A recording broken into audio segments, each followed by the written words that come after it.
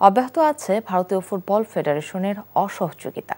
মূল মাঠে অনুশীলনের দাবি আদায়ে ঘাম ছুটে গেছে তপু বর্মনদের। এসবের মধ্যেই নিজেদের গুছিয়ে নিচ্ছে বাংলাদেশ ফুটবল দল।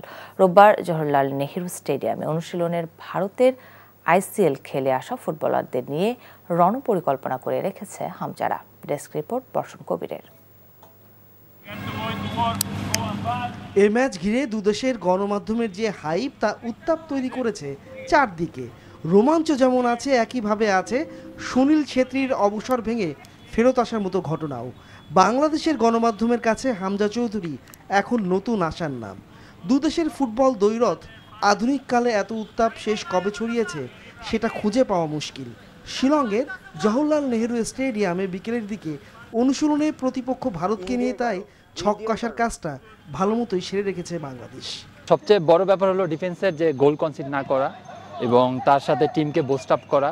তো আমার টার্গেট থাকবে যে আমার সাথে যে তিনজন থাকবে তাদেরকে নিয়ে একসাথে আমরা যেন একটা ভালো ফাইট দিতে পারি এবং গোল জানি কনসিড না করি। যদি আপনি ওভারঅল সুনীল ছেত্রীর কথা বলেন, দেখেন সে যখনই রিটায়ারমেন্ট করেছে তারপর থেকে তারা কিন্তু ম্যাচ জিতেনি।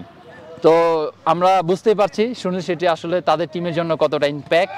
সে আসার পরে ম্যাচ জিতেছে, তো ডেফিনেটলি আমাদের এক্সট্রা নজর রাখতে হবে তার প্রতি। হামজাদের পথে কাঁটা বিছিয়ে দিতে ভারত তাদের কাজটা শুধু মাঠেই নয়, মানসিক দ্বন্দ্বও রূপ দিয়েছে। বাংলাদেশকে পদে পদে বাধাগ্রস্ত করা হয়েছে অনুশীলনের শতভাগ সুবিধা না দিয়ে। এটি অবশ্য নতুন কিছু নয় তপুদের জন্য। আজকেও কিন্তু ইন্ডিয়া মেন পিচে প্র্যাকটিস করেছে। আর আমাদের এই মাঠকে সকাল থেকে যেটা বলা হয় যে আমরা আজকে এই মাঠে প্র্যাকটিস করব, গতকালকে রাতে ঠিক করা, সেটা সকাল থেকে যখন আমরা একটা প্ল্যানিং করি সেই প্ল্যানিংটা আমাদেরকে ঠিক যেটাকে নষ্ট করা বলে সেই নষ্টটা হচ্ছে।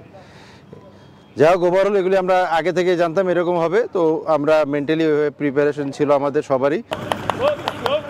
বাংলাদেশ বিশ্বাস করে ভারতের বিপক্ষে নিজেদের সেরাটা দিলে জয় অসম্ভব কিছু নয়। সেটা স্বাগতিকদের তৈরি করা কৃত্রিম বাধাও যথেষ্ট হবে না। ফিরে আসা ছেত্রীকেও খালি হাতে ফেরাতে চায় দলটি। বর্ষণ কবির, এনটিভি স্পোর্টস ডেস্ক।